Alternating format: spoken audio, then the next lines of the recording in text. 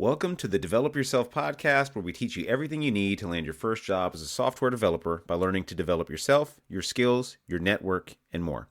I'm Brian, your host. Today we have Erik Andersen, engineering leader, YouTube content creator, LinkedIn influencer, and the world's happiest engineer. Welcome to the podcast. Thanks for having me on. Really happy to have you on here. It's funny, I think I talked to you maybe a year ago on LinkedIn. I booked a call with you at the time. You had a link to do that, and we spoke, and you kind of helped me to improve my own content strategy on LinkedIn. You gave me like some ideas about hashtags and other stuff. So it's really cool to have you interviewing you on the podcast and seeing all the work you've been doing to help out junior engineers and stuff online as well. Well, absolutely. And that same conversation was influential for me. I know we talked about this briefly, but I didn't really have a content plan. I was just kind of a talking head. I was just, living my best life. And you kind of helped me, understand what's my strategy, what's my purpose, what's my intent here, and kind of refine my message. So it was an influential conversation for both of us. Apparently. That is really cool. It's cool to know that I had like any small part in maybe influencing your direction. And absolutely, if you don't follow Erik, he has 40,000 followers on LinkedIn. He's an accomplished software engineer. You are a full-time software engineer as a tech lead right now, correct? Correct. Yeah. And you also make time to talk and help junior developers to get that first job, which is a monumental task. Yeah, so that includes the podcast, the YouTube channel. That's obviously the social media content there too. I also co-organize with Danny Thompson, the largest software developers meetup in DFW. To my wife's chagrin, it takes a lot of time, but that's where my passion truly lies. I've found that the longer I code, while I enjoy coding, it's the people part of it that are the most interesting to me. Well, I'm thankful. I think we're all thankful that people like you, Danny, others exist that not only work full time and can speak intelligently about what's really going on in the software industry, but then make the time to also share the knowledge. I know that maybe you have business aspirations too outside of that, but mostly you've just done it to help people, which I think is always really cool. Yep, that's the primary motivation. I've gone through several iterations of this. First was I used to be an engineering manager. Like I know you've held that title, and I absolutely hated it. So I took a pay cut, went back to being an individual contributor, and I kind of had this, what does my career path look like now? I got to find another way to, grow, influence, support. So this is the path that I've decided to take. Now you're in kind of technical leadership, right? Yeah, tech lead. So a small team, probably 5, 6 total. I've been doing that for the last 2 years or so. I find the tech lead role to be the sweet spot. I feel like the boring meetings I can delegate to my product owner or my manager. Or if there's like a technical task I don't want to do, I can delegate that to the team members. It's a good learning experience. It's an opportunity to grow. Yeah. So I just kind of focus on the kind of stuff I want to do all day. That's awesome, man. And you're good. Like if you have a person that doesn't like people and they end up in one of those positions, it can be not great. And it's cool that you seem to enjoy people as well, and not like you're not overly focused on tech. I assume you like the people aspect, but you also want to be technical. It's a perfect combo. Yes, I still find a lot of fulfillment. It's those quick dopamine hits of solving a problem, fixing a bug, that at least at the manager level when I was there, I didn't get. It was drama every day.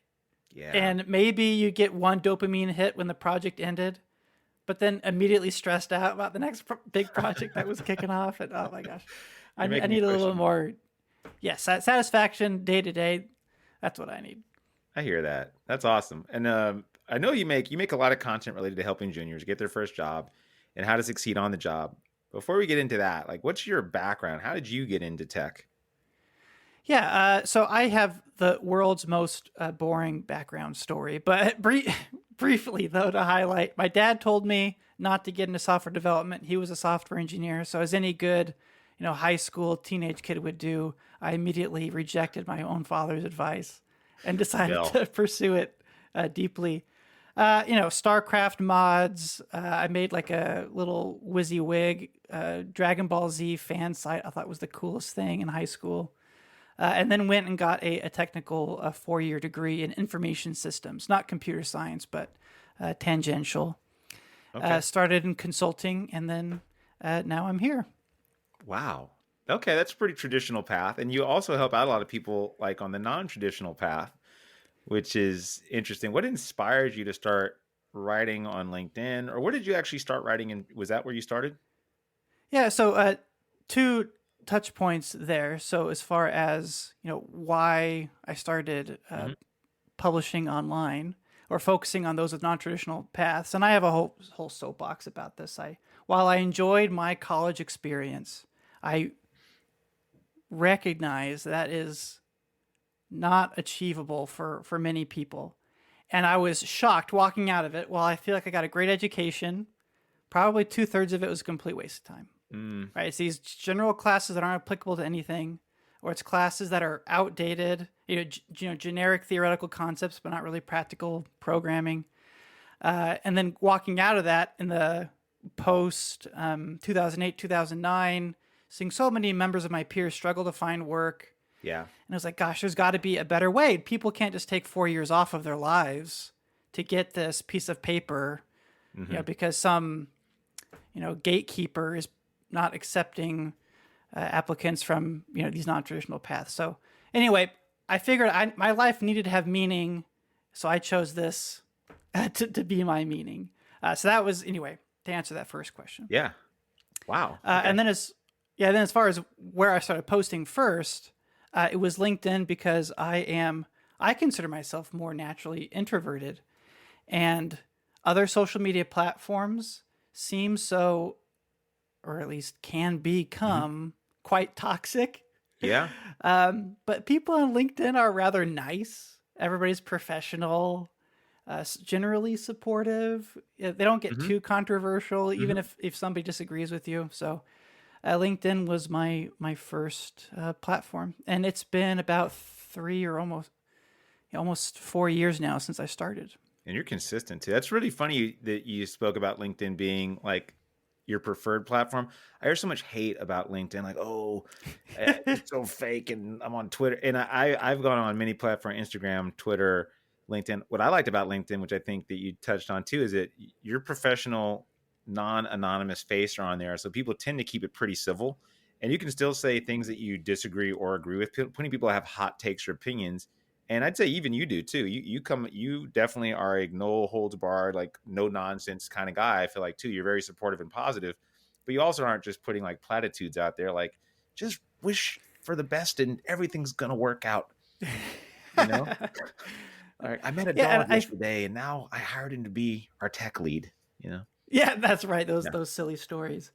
Um, LinkedIn, for me at least, it it represents so much potential in my mind, more than any other social media platform, because sure, I may have 100,000 followers on Twitter, but converting that into collaboration opportunities, at least Hmm. was for me a lot more difficult. Whereas LinkedIn, since it's a professional network, people are a lot more open, like you reaching out to me, Hmm. to, let's do a podcast together, let's co-write an article together, let's host a seminar. Like that's just, it's a natural next step of the relationships you develop on LinkedIn, because that's like what the whole platform's about. It's a really good selling point for that. I never thought about that because I've had a lot of success on LinkedIn, not just like business wise and like opportunities, but I've met so many people that I have like genuine relationships with now. Like, for example, I took your image that we used for your podcast and use it for this podcast. I talked to Ricardo Morales, who I'm sure you know, who's going to be a guest on here as well. And he and I talk on the phone pretty often. I met the owner of Parsity, the bootcamp, which I acquired, and with this podcast, also through LinkedIn. It's pretty amazing the connections you can make on there. I haven't really found on any other platform like that. Yeah, and for a relatively small following, even early on, Hmm. I was getting more, opportunities than I was on any other platform. So I'm not sponsored. This episode is probably, I think, not sponsored by LinkedIn, but Maybe we're we both big are. fans, obviously. Yeah, I think more people should like give it its credit, because I think there's a lot of hate on it as far as like not being like edgy enough or cool enough or where at the forefront of the tech sphere. But I think it's a great place to be. Anyway, I think we've Yeah, yeah. hopefully encouraged people. I think too many people jump on it late. Um, and what? what are some of the biggest issues you hear from junior developers and bootcamp grads? Since you're on LinkedIn, you speak to them all day and you have this podcast too. The number one issue they seem to have is finding a job. But within that, there's all sorts of sub problems. What are some of the biggest ones you've heard from people that prevent them from getting that first job? Yeah, in general, I would say talking to juniors, they tend to focus on what's easy and not necessarily what's right. Meaning, if they're struggling in their job search, their problem is, well, I'm just gonna, I guess, keep coding and get better at coding, which is good to a certain degree. But if you're not consistently getting interviews, it's the job search process you probably need to focus more effort on, and specifically marketing yourself. Or they'll be, oh, I guess I'll grind data structures and algorithms, more, so I'm ready for the interview. Bro, if you're not even getting interviews, like, you don't need to be grinding leak code, 8 hours a day. So anyway, typically the most difficult thing is even getting a follow-up to an email for an application, because so many of them are just getting, rejected right out of the bat. Yep. I spoke with Kyle Simpson actually recently on this podcast as well. And as you may know, he's on the job hunt and having some of the same issues that even new grads are having. Now, he's admittedly much more particular about where he's going to work, but he's still getting auto rejected at his level, which is a little concerning if you think about it, that a guy at that level is, just not passing resume scans. Yeah. And so I've been doing this for almost 12 years now, and it was 3 years ago where I was on my last job search. So at that point, almost a decade of software development experience. I had some management experience at that time even. And even then it was a struggle. And it was 3 years ago when I started posting on LinkedIn, primarily because I wanted to expand my network. Because I realized, even after all of the great experience that I felt I had, it still took me 4 months, maybe 6 months, to find my next opportunity. Now, I was doing it passively. I was already gainfully employed somewhere else. But I was surprised at how long my own process took. So part of the reason initially why I kept posting was not even necessarily to junior or mentor others, but it was just to keep my own network strong and fresh in case down the road I ever needed to, withdraw from it again. And now, remind you, it was 3 years ago when I started posting. And it was because I wanted to grow my own network, because I was surprised at how long it was taking me to find my own job, even as an experienced developer. So now my hope is I put a lot of, positive thought, put a lot of positive karma out into the universe, so that if I'm ever in a situation where I need work again, I guess I've to say it explicitly, I hope that my next job I don't even have to interview for. That's kind of my hope, that my network becomes so strong. It's just, obviously, yes, we'll hire Erik. No big deal. It is like a living, breathing resume, and then you also build that trust with people from posting online. Even if you don't get a lot of interaction, I think a lot of people in the audience are learning how to code, and they're either not used to being on LinkedIn or on social media and doing the whole learning in public thing. But it's not all about like the likes and things you get either. It's about like you've made a reputation from consistently posting online. Yeah, and then you leverage that to whatever next opportunity you can. Exactly. Yeah. I mean, I'm kind of hoping to do the same. But in all honesty, I've mass applied pretty much to every job I've ever had at this point. Yeah, I mean, it's a pipe dream, I hope. But names such as Steve Wozniak, right? If Steve Wozniak applies to your company, like, are you going to interview the guy? Yeah, like, right. You want to work with him. Yeah. Right? You trust him. He has such a personality. So I will never hit that level, I admit, but maybe in a small way, I can. Yeah, I think. So because my motivation was primarily job search related, I iterated through different kind of topics I focused on when I was posting. But since that has continued to be a passionate field for me, so that's why I continue to talk about it. Yeah, I love it. Now, what are some ways you've seen people successfully break into tech? I know you've interviewed lots of people on your own podcast, kind of looked at their stories and how they've gotten in. Have you seen any patterns or things that you say, oh, that was really smart, or that's a great way this person approached getting into this field from a completely unrelated career? Yeah, there are three primary categories that I'll touch on for developers that I talk to. And the first one is it's through a boot camp or college, some connection, some relationship that's already pre-existing that they're able to leverage. Boot camp hosts, some sort of job fair event, and they go through that. That is getting less and less common. I feel like the last year has been really difficult. Even boot camps are struggling to find sizable employers to be able to hire every one of their graduates. The second category is people that rely on typically their existing network. So they have friends or family, maybe not even in the software engineering space, but then they leverage that network to get introductions to other venues that eventually lead to some warm referral to an opportunity.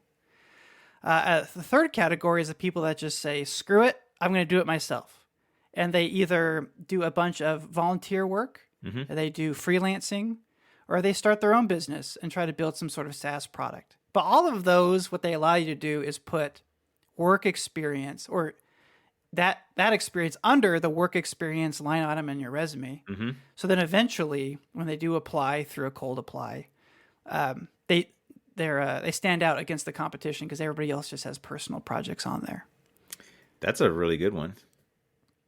Yeah, I mean, that's how I started. So even with a 4-year degree, and this was, over a decade ago, I still had students or fellow classmates rather that took 3 to 6 months to get a job after graduating with a 4-year college degree in a technical field.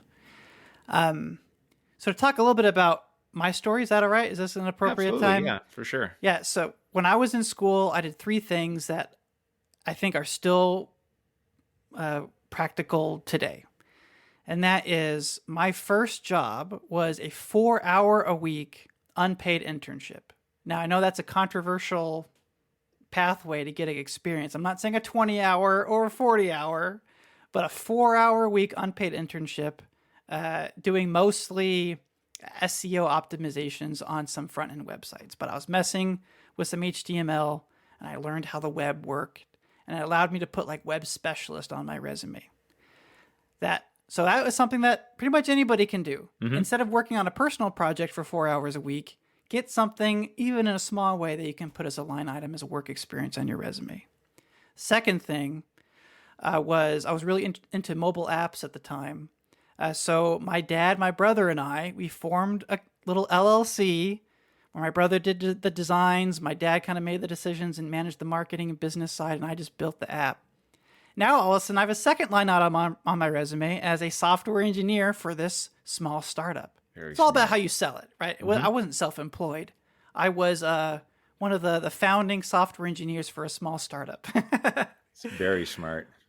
Yep. And the third thing was I had a professor who needed help on a project. So there's leveraging a relationship that I had with somebody that I knew and did some contract work there.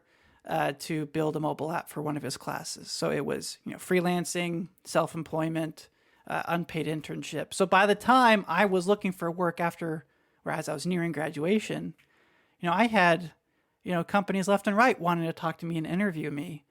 Whereas I had other classmates who had better GPAs than me, who still struggled to find work even several months after graduation. So those 3 principles, I think, still stand for how you can get yourself experience instead of waiting for somebody else to give you experience. I like that so much. That's a lot of grit, which I feel like is one of these characteristics you really need to not only get in the industry, but to eventually succeed as a software engineer. And, that's a cool thing about being in code. You don't have to wait for somebody to allow you to make your own app or do your own thing. You can build whatever you want, really. Just do it. Yeah. So it's all about how you position it too, right? All of those things that I was doing was essentially, during the same time, I could have been working on a personal portfolio project. Whether it was the unpaid internship, this app I was building with my family, literally could have been a personal project. But just taking the extra step to formalize it into a way that is marketable as a work experience is the differentiator. So instead of well, taking a step back, personal projects are great for learning, and I'm not discounting that at all. But I feel like I see a lot of new developers with 3, 4, 5 portfolio projects, and they think, oh, I'll just build another portfolio project. Like that's going to be some amazing differentiator. After you have like, I don't know, one Yeah. portfolio project, that's probably enough to show that you know what you can do. Hmm. Everything else, you should try to, wrap it in some sort of contract work, freelance project, your own LLC, volunteer work that's contracted out, some way that you can wrap it in some marketable way that recruiters actually respect it. Very good advice right there. Yeah, and everybody has a cousin or an uncle or aunt or somebody that has like some business or a salon or they have a music career. Yeah. They need a website. Yeah, I'm not saying you're going to get paid a lot. I'm not even saying you're going to get paid at At all. all. Right? It's either you're not going to get paid to work on a personal project or you're not going to get paid to work on, a website for your uncle. Either way, you're not getting paid. Yeah, right. But in the second one, all you need to do is like formalize that relationship via some contract or something and then say that you were a contractor for that company. It's technically the truth. Yeah.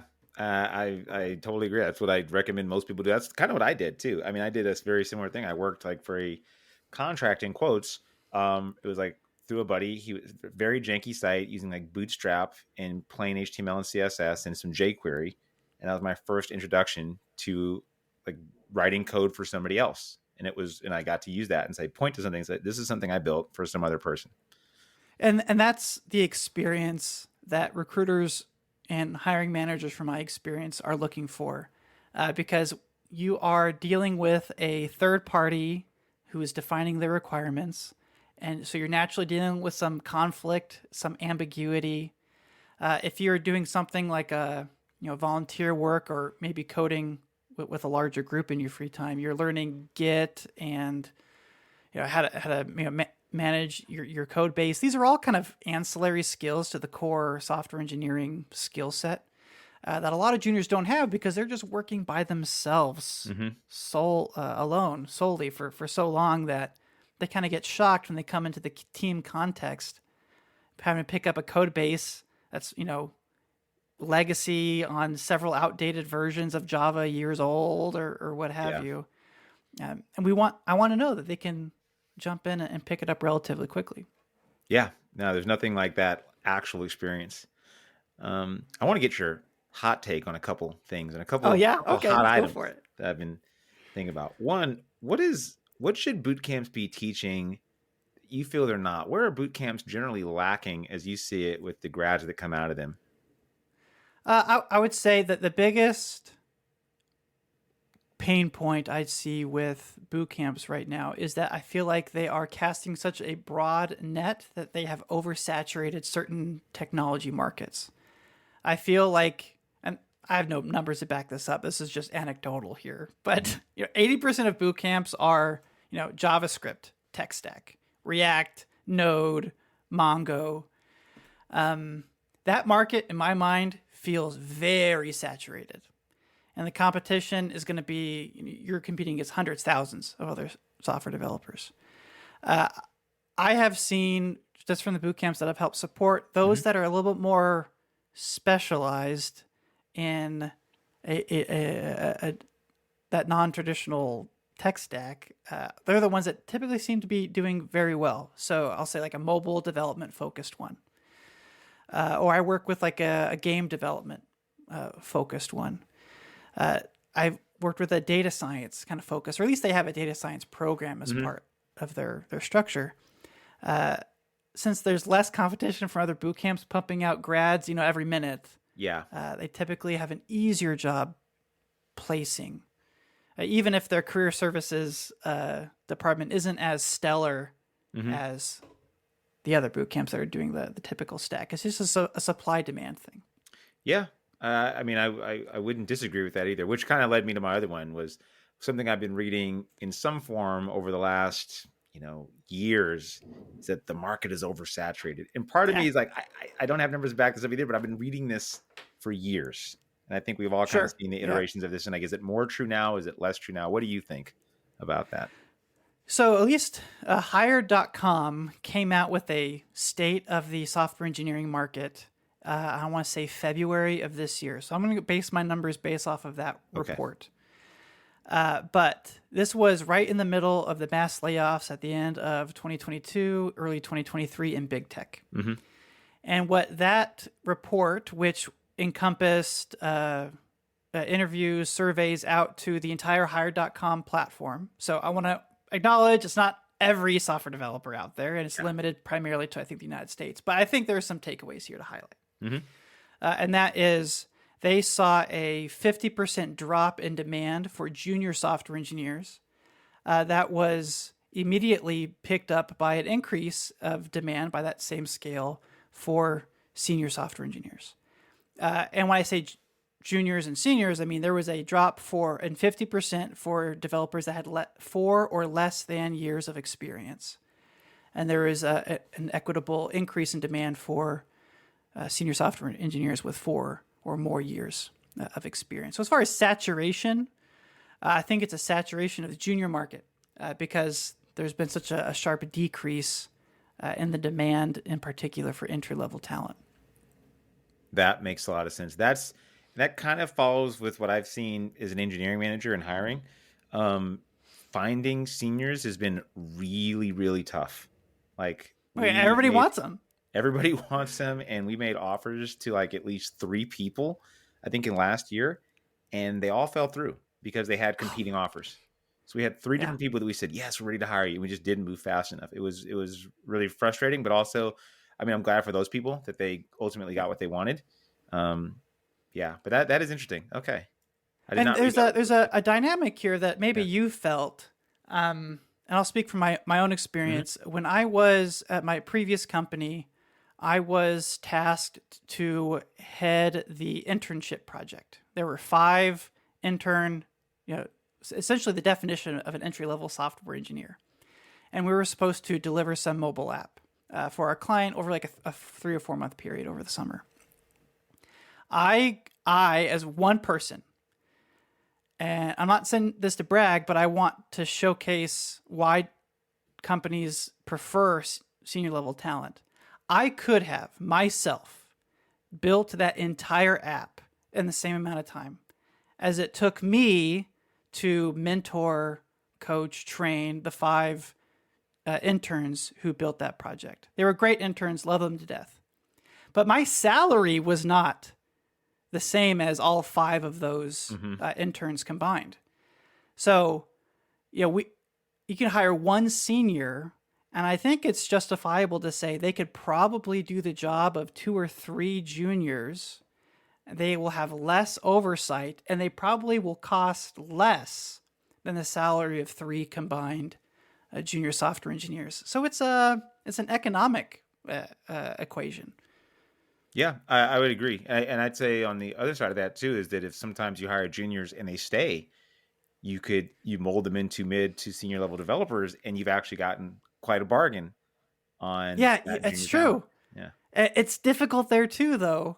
And you talk about my hot takes and not just saying, Hmm. warm fuzzies on LinkedIn. Part of that is because I want junior developers to recognize, I want them to empathize with the company Hmm. here so that they know the game that they're playing.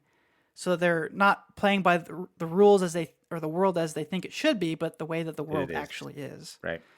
But the average tenure of a software developer, I mean, last I checked, is what, like Yeah, a year and a half? it's very short.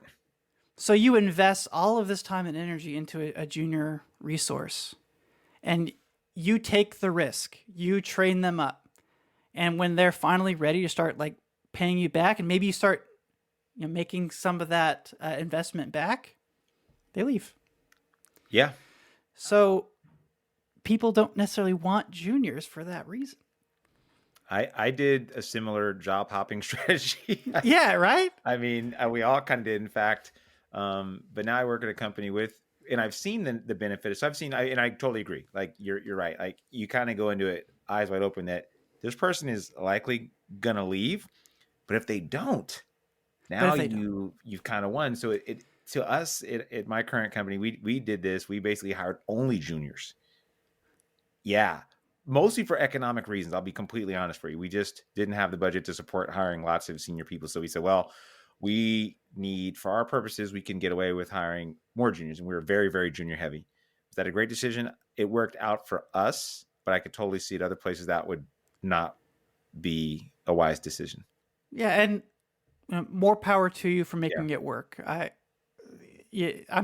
painting in broad strokes here to kind of understand what a lot of how companies approach this, for but sure.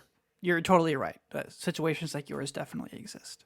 Yeah, but I'd say you're right. Yours is the way you've described it is a little more realistic. And Mm. I don't want to discourage anybody either. I mean, what do you say to juniors that want to break in this market? Do you still tell people, hey, this is a good career to get into? You know, I want to learn to code and I want to get a job as a software developer. Yes, absolutely. It's a great field to get into. Certain technologies may be saturated. It's difficult to get into, but I'm still passionate about it because it represents so much, right? You can work from home, which you start talking about, people with non-traditional backgrounds, career switchers, stay-at-home moms, people who live in lower income neighborhoods who can't, move to the big city, people that can't, afford a 4-year degree. Like this is the way for them to fix their lives. They're not going to, get a job as a lawyer or a doctor. Like those professions, other high paying professions require extensive training. Software engineering, you can do it in a relatively short amount of time. And I would love to see a shift towards more, apprentice style education for this field as opposed to the 4-year degree. So anyway, I'm still optimistic about people getting in. We need to be real with the strategies for what you need to do to make Yeah. it happen because it's not like it was a few years ago where if you could spell JavaScript, you got a job. I know. I'm glad you said that because you're right. It's a massive shift. I mean, it's changing a full career, and it's a lot is gonna it can change your life. I mean, it certainly changed my life. I know it's changed a lot of other people's lives too out there. But yeah, anything that's worth doing is generally gonna be difficult. In some Yeah, way. but that's why I love being a part of this, right? You start. I was working with a woman a few months ago who was a former high school math teacher, right? Making pennies, right? Scraping by. Yeah. I think she was in a dual income household, still barely able to make rent, pay the grocery bills, support her family. Difficult. This Hmm. is a woman who went and tried to do the quote unquote right thing. Get a college degree, take out loans, just to have her life be set up to be in like this very difficult situation. Yeah. 6-month program, was able to find a job shortly after, making like double what she used to make, and just the amount of light in her eyes after that happened, like that is the satisfaction. Like that's the reason why I do this, is because Yeah. I love being part of that transformation. It is awesome when you see people like I'm sure we both now have seen people you may have talked to a year ago or however many months ago, and you find out that whoa, they finally got that job. Like that is Oh my one of those gosh, feelings yes. that's really hard to describe. You're like, oh yes, like Yeah, like and then now they're, at least for the foreseeable future, yes, there are some fears about AI, yeah, but at least for the short term, midterm, foreseeable future, they're gonna, save a lot of money. You don't know where things are gonna go, but they've made it. yeah.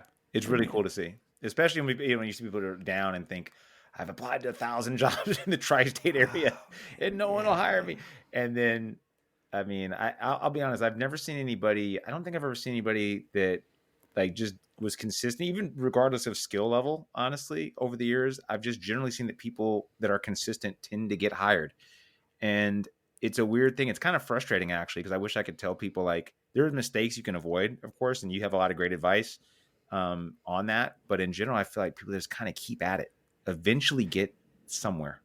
Yeah, and to nitpick a little phrase that you used there, you said that the people that I see that are consistent, and you kind of emphasize the consistency part of it.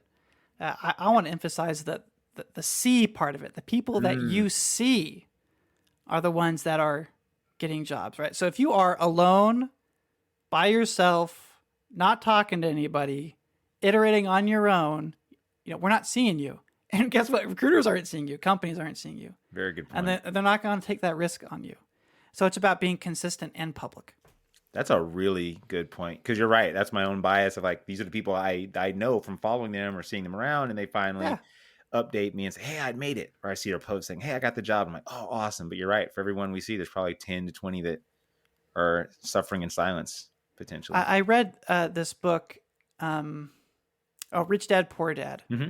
I went through a personal finance streak in the last few years, and there was a quote that made me angry, but it's true.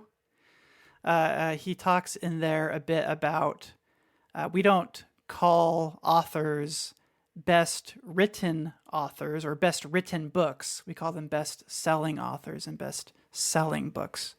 That if you, at a certain point, you're good enough at your craft, Mm-hmm. and there are probably better books that are written that are not on the New York Times bestseller list, but we just don't know about them. Yeah. So at a certain point, you got to look away from focusing on your craft and look outward towards how you're marketing your craft. It's a really good one. It's a great way to also end. Eric, I really appreciate candidness, honesty. I think everybody should be following Eric. He's not only positive, but has a lot of actionable, like realistic advice, which I think you've like demonstrated here as well through our conversation. Where can people find you? So LinkedIn, Erik Andersen, world's happiest software engineer. That's my own funny little title. It gives me kicks and giggles. I also have my own YouTube channel, Junior Jobs Podcast, where similarly, I interview recently hired junior developers or other industry experts where we talk about job search advice for new software engineers. Awesome. Well, thank you so much for being here. We'll have links to where to find you also in the description for the episode. Thank you so much. Thanks for having me on. Thanks. That'll do it for today's episode of the Develop Yourself podcast. To learn more about becoming a software engineer with us, then check out parsity.io. If you're not quite ready for that, then jump into our dev30.xyz program, which is 30 days of working on your mindset, habits, and JavaScript skills. Totally worth it. See you next week.